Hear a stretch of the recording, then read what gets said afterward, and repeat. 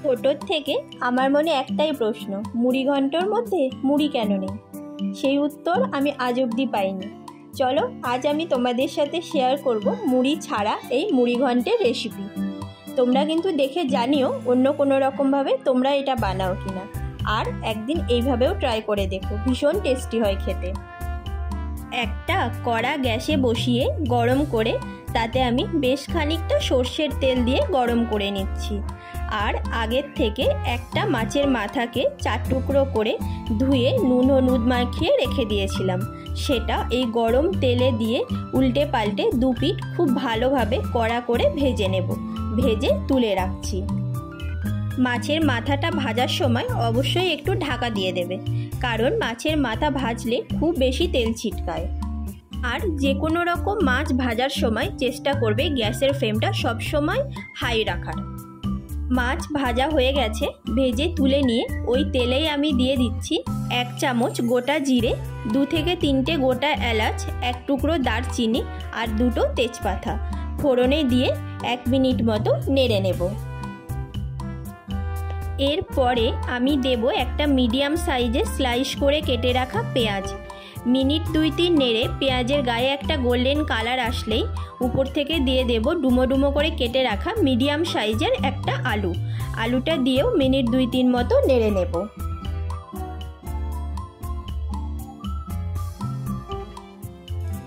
এরপর অ্যাড করব কিছু বেসিক মশলা, যেমন 3-4টে চেরা কাঁচা লঙ্কা, 1 চামচ শুকনো লঙ্কার গুঁড়ো আর 1/2 চামচ মতো হলুদ গুঁড়ো দিয়ে খুব ভালোভাবে মশলার সাথে এটা মিক্সড করে নেব।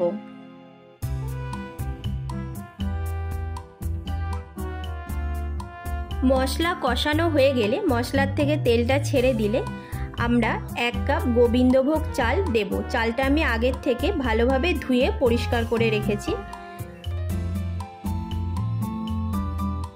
2-3 মিনিট মতো নেড়ে মশলার সাথে চালটাকে ভালোভাবে মিক্সড করে নেব। এরপরে চালেতে আমরা দেব জল। যতটা আমরা চাল নিয়েছি তার ঠিক ডবল জল নেব। আমি এখানে 1 কাপ চালের জন্য 2 কাপ জল দিচ্ছি।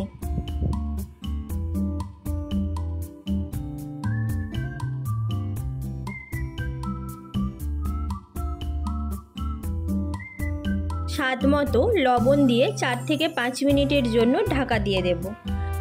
একটু পরে চালটা যখন 50% মতো কুকড হয়ে যাবে, ঢাকা খুলে ভেজে রাখা মাছের মাথাটা এই মিশ্রণটিতে দিয়ে দেব। দিয়ে আরও ঢাকা দিয়ে 4-5 মিনিট মতো রান্না করব। গোবিন্দভোগ চাল সিদ্ধ হতে 10 মিনিটের বেশি টাইম লাগে না, তাই 5 মিনিট মতো পরে ঢাকা খুলে দেখবে চালও প্রপারলি কুকড হয়ে গেছে আর আলুও সিদ্ধ হয়ে গেছে আর জলটাও শুকিয়ে গেছে।